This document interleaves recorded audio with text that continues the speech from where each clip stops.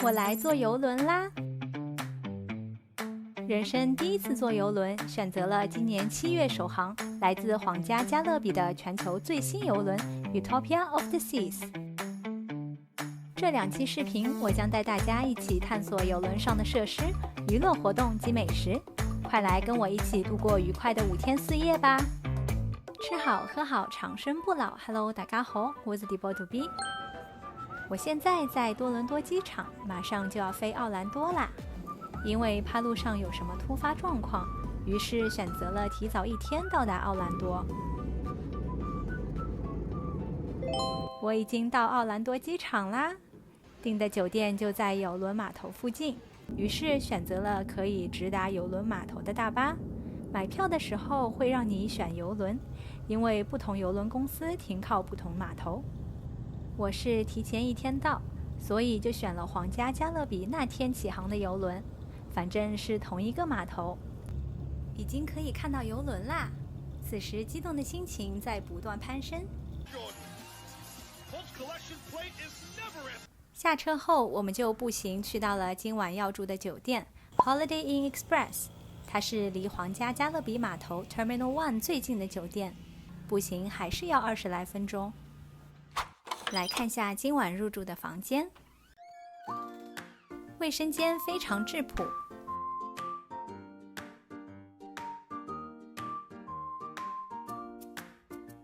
竟然有微波炉，方便加热食物。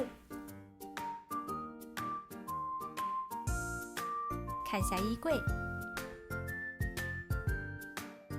有衣架和保险柜。这是房间看出去的风景，对面是 Holiday Inn Club Resort。 一觉睡醒，刚好看到 MSC 的邮轮离港。傍晚没那么晒了，终于决定外出活动，一路往东走到了海边的 Jetty Park Beach。 每次看到海就好快乐呀！这里的沙滩是白色的，踩上去松松软软的，可以感受到沙子非常细腻的在你脚边划过。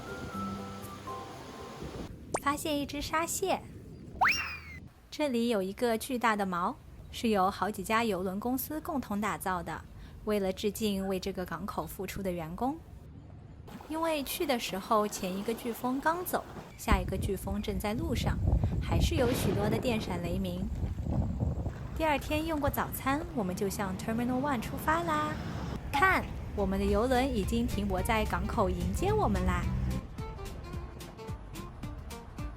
肉眼看真的非常震撼，简直就是一座移动城堡。如果坐 shuttle bus 会把你在这里放下，然后跟着指示就能找到入口啦。这里也有很多工作人员，完全不用怕迷路。一进这扇门就有度假的感觉了。过了安检之后，就一路跟着指示牌走，非常方便。这位老太太超级可爱，有点像 NPC， 一见到有人就重复同样的话。之后就是检查旅行证件的地方啦。因为会去巴哈马再回来，所以是国际旅行，随便哪个柜台只要有工作人员就可以检查。离邮轮越来越近啦！如果买了照片套餐，可以在这里拍照留念。邮轮真的非常庞大，想象一下近6000名游客以及2000多名员工一起在上面生活。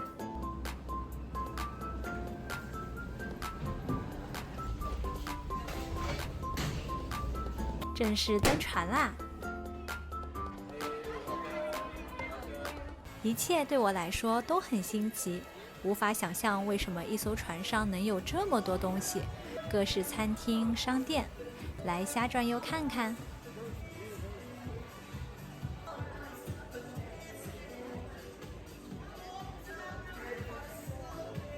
登船第1天可以去领个免费的手链，还挺好玩的。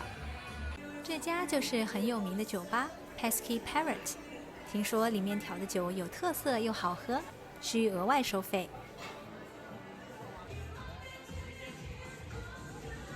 竟然还有星巴克，打算先坐电梯上楼把行李放掉，按下你想去的楼层，它就会显示是哪部电梯。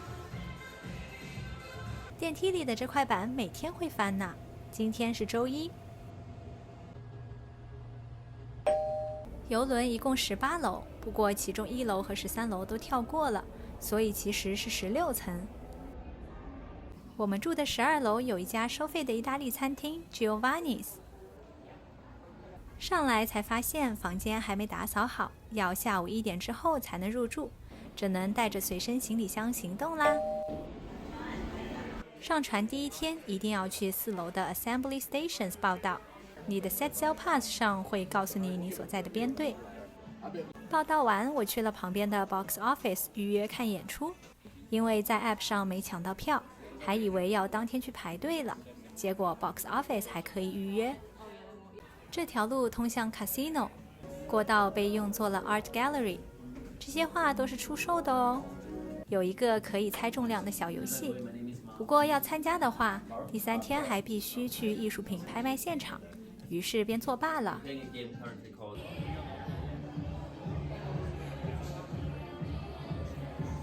走楼梯上了5楼，原来就是我登船的楼层。大贝壳前也有摄影师，还是先去吃午饭吧。这家是位于15楼的自助餐厅 Windjammer， 还提供洗手台，好贴心啊！原来这些都是纸杯蛋糕，两边还有一直在滴水的冰雕。找到了一个窗口位，这边是陆地景，人还是少一些，另一边海景根本找不到座位。来看看有什么喝的，咖啡、奶油牛奶混合、纯牛奶、热水、低因咖啡，还有各种袋泡茶。果汁区有冰红茶、柠檬水、橙汁和苹果汁。买了汽水套餐的人可以用定制的杯子来这台机器装饮料。来看看吃的，上船第一天的自助午餐有龙虾尾，之后就没有了，所以这顿主打一个龙虾吃到饱。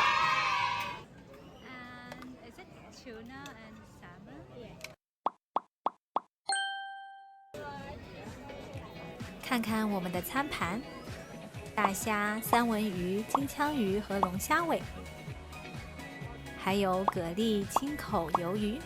不过这些都是冷盘，有点太冷了，于是灵机一动，把海鲜都放在了汤里，自制 lobster chowder 和 lobster chicken noodle soup， 别提有多鲜了。吃完午餐，我们的房间也收拾好啦。因为想要安静点的房间，所以离电梯和楼梯都有点距离。如果有托运行李，这时候行李会出现在房门口。就是这里啦，12596，房卡已经准备好了。开封仪式，噔噔，是很梦幻的粉紫色。欢迎参观我们的大阳台房。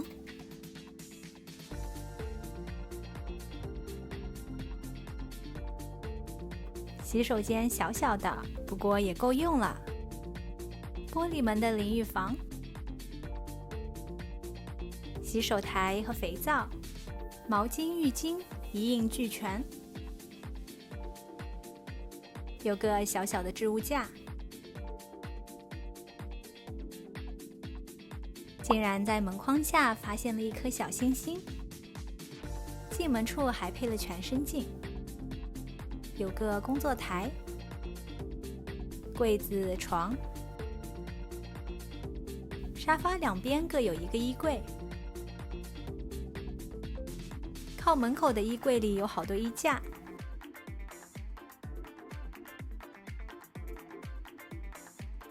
靠床的衣柜里有隔层，还有一个保险柜。来看看抽屉，吹风筒和纸巾。房间内用餐的早餐菜单、节目单，还有个冰箱。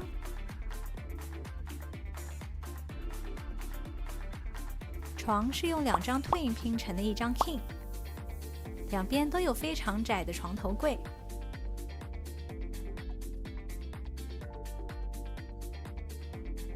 再来看看大阳台。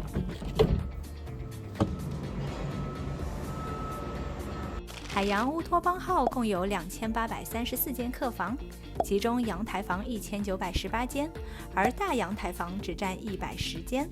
普通阳台大概是4.6平方米，大阳台是7.4平方米，阳台面积整整大了60%，所以就可以躺平。视觉上除了右上方有一个探照灯，其他无任何遮挡。收拾收拾，我们上到了16楼，看到一家收费的海鲜餐厅。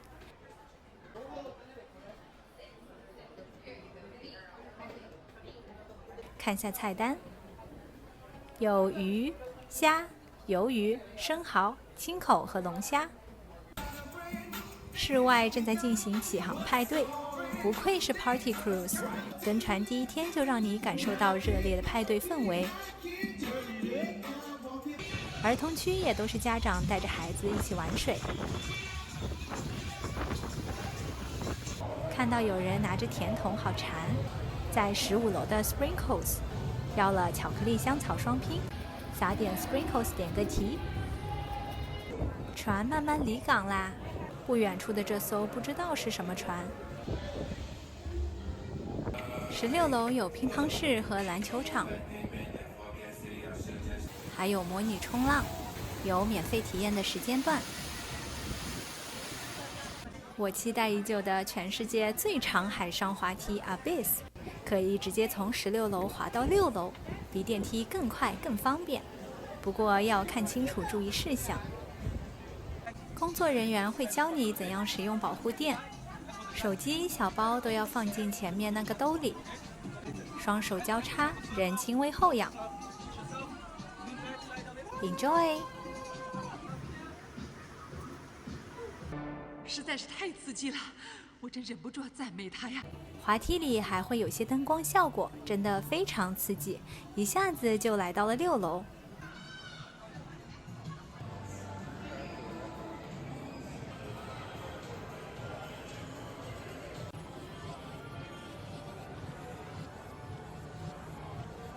旋转木马肯定要坐的呀。下午茶就来 Dog House 吃个热狗吧，有各式香肠可以选，猪肉的、鸡肉的、牛肉的。这里是展示，食材在保温柜里。炒洋葱和酸白菜，沙拉有 coleslaw 和土豆沙拉。点了巴伐利亚香肠，里面是牛肉混了猪肉，可以不要面包，配了 coleslaw。洋葱和酸白菜，酱料是自己加的，可以选番茄酱、黄芥末酱、美乃滋和 sweet relish。吃完无意中看到了5楼的健身步道，因为邮轮大部分都是室内密闭空间，突然能这么近距离无遮挡看大海，好开心啊！这里也玩谐音梗。5楼看完大海，意犹未尽，回到12楼的房间继续看。刚好是日落时分，看着夕阳一点点、一层层将云朵晕染成红色，让我想到了我很喜欢的那句歌词：海天连线的地方是那夕阳。周杰伦说的原来就是这种感觉。本来想坐滑梯去吃晚饭的地方，结果人家收摊了。因为离预约的晚餐时间还有段距离，先来5楼的 Cafe Promenade 看一眼。他家主要是冷餐，甜点、三明治、沙拉、果蔬杯。Dining Room 可以提前在 App 上预约用餐时间，虽然就算预约了，还是会要排队，不过和没有预约的客人会分开排，而且时间很短。被从3楼带来了5楼。Dining Room 一共有3层，是免费餐厅，采取单点的方式，会罗列出前菜、主菜和甜点，不过并不限制你点每种的数量。大盒子里装的是糖，小盒子里是黄油。先来了餐前面包，3款是不同样子、不同软硬度的。前菜我们选了一道 crab cake，现点现炸，热乎乎的，配了腌菜解腻。creamy 的酱汁。crab cake 里其实不是真的蟹肉，而是蟹肉棒，所以是鱼肉。不过味道还挺好的。第二道前菜，法式焗蜗牛，好难吃啊！我理解它是预制菜，不过味道也不好。蜗牛调味没进去，非常淡，蒜香味也不明显，而且还很油。配上仿佛在油里泡过的面包条，都可以撑起我1周食用油的量了吧。主食我们就点了一道 prime rib， 结果也踩雷，我们点的5分熟。各位来帮我看看，你告诉我这是5分熟？吃进嘴里也是血丝呼啦的，服务员非说这就是5分熟。甜点选了 no sugar added chocolate custard， 也不好吃，非常工业的味道。服务员见我们对甜点不满意，非要我们尝尝这个 key lime pie。不得不说，确实比无糖巧克力蛋奶冻要好吃。上面那层厚厚的奶油我很喜欢。主体部分比较轻盈，酸酸甜甜的，底部有点像黄油饼干，口感层次丰富。第一顿晚餐吃的有点失望，满足感还不如前面的热狗肠呢。饭后我们来到4楼的 Studio B， 看了 Ice Show Utopia。大家千万记得要带外套啊，里面真的好冷，冰面就像个冷气机在持续制冷。表演很值得一看，表演者个个身怀绝技，能在冰面上做出各种高难度动作，好几次我的心都提到嗓子眼了。结束后我们又去到了5楼，想领略一下这里的夜生活。游客可以在 Spotlight 里唱 K， 听的人还不少嘞。然后又上到了16楼去 Arcade 转转，里面的游戏设备不算多，毕竟场地有限，不过那些经典的游戏机都有保留。这台娃娃机抓橡皮小鸭子是2刀1次，感觉是保夹的。第二天被外面的施工声音吵醒，发现已经到了拿骚。今天来15楼的 Solarium Bistro 吃早餐，这里的咖啡是 Lavazza 的，果汁只有苹果汁和橙汁。松饼、吐司、焗豆，一个大火腿，面包，香肠，班尼迪克蛋，培根，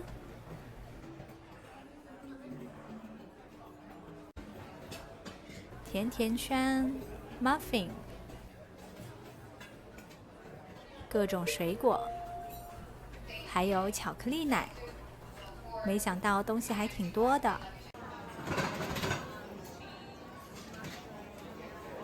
Omelette 特别抢手，你要把需求提前告知员工，他会写在一张纸上，然后给你一个蜂鸣器，大概等20分钟，蜂鸣器震动了再去取。边上是各种调料，冷盘的芝士、火腿，还有烟熏三文鱼，配上 cream cheese， 口味绝佳。想吃清淡的，也有酸奶和燕麦。我的 omelette 好啦，现做的就是好吃，芝士还拉丝，还拿了一盘肉肉和鸡蛋。没办法呀，我就是个肉类爱好者。饭后我们就在 Solarium 里晃悠。Solarium 是一个18加的休闲场所，有泳池和热水按摩池。看到了直升机停机坪，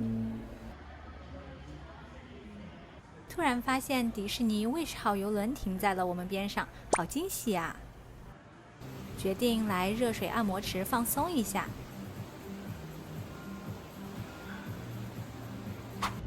接着就下船啦。先来和迪士尼邮轮合个影，发个公主梦，然后沿着这条通道进入拿骚。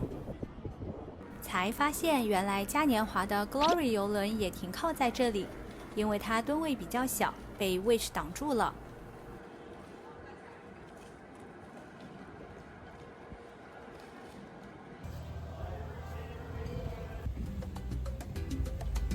拿骚街头就是很加勒比国家的风格，五颜六色的房子，茂盛的植被，潮湿的空气中弥漫着淡淡的海水味。步行10来分钟就到了 Queen's Staircase。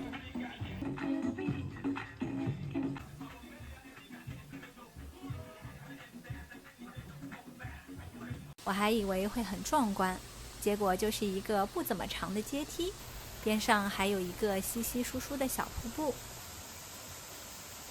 女王阶梯是以维多利亚女王命名的，阶梯由石灰石凿成。这里原先是座采石场，台阶曾经有66级，后来减少到了64级。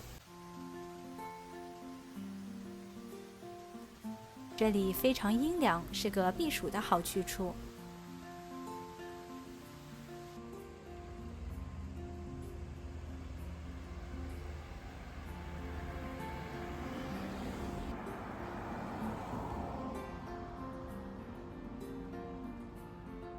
在回邮轮的路上，看到了一家中餐厅，这个店名让我想到了电视剧《繁花》。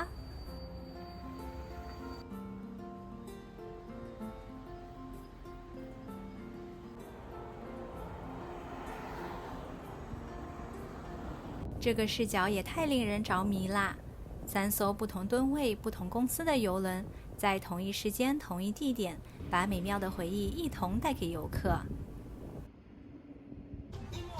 越靠近邮轮，商铺就越多，出售各类纪念品，不过价格真不便宜。回邮轮需要检查旅行证件，而且因为同时有3艘，游客还挺多的，记得稍微提早一点回哦。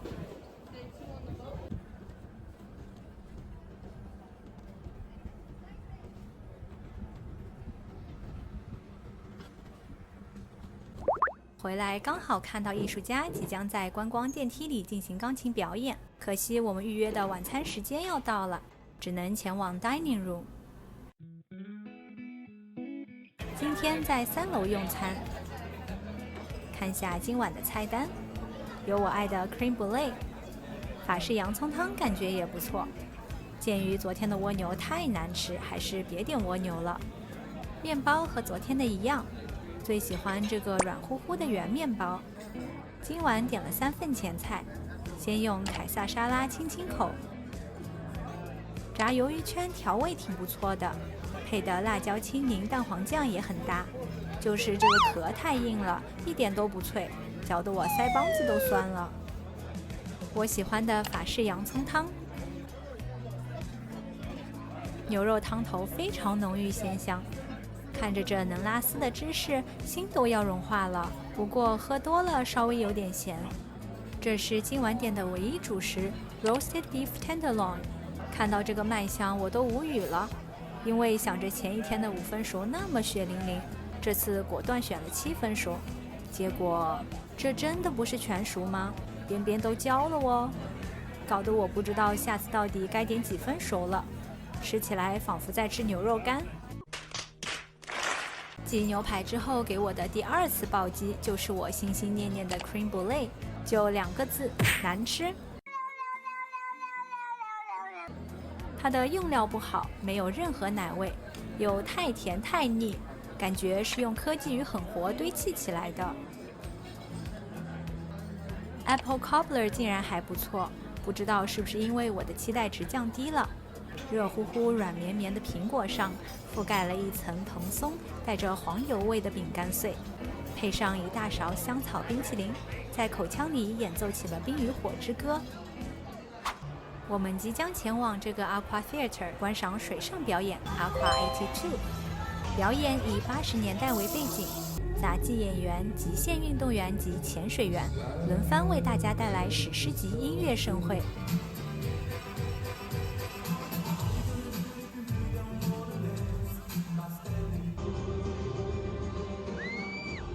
我们有幸坐到了前3排的 Splash Zone， 员工还贴心地准备了大浴巾，因为全程，特别是到了结尾处，表演人员会努力地泼湿每一个人。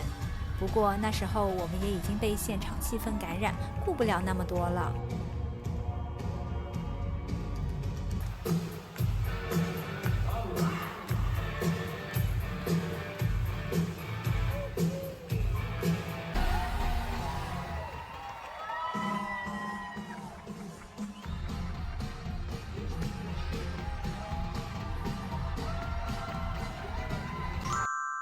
好啦，今天这支视频我和大家分享了出发去邮轮以及邮轮上第1、2天的行程。如果喜欢我的影片，欢迎关注、点赞加留言，谢谢你的支持。下期视频我将继续与大家分享邮轮后半段的旅程，体验更多好吃的好玩的，以及下船日打卡的肯尼迪航天中心，敬请期待哟。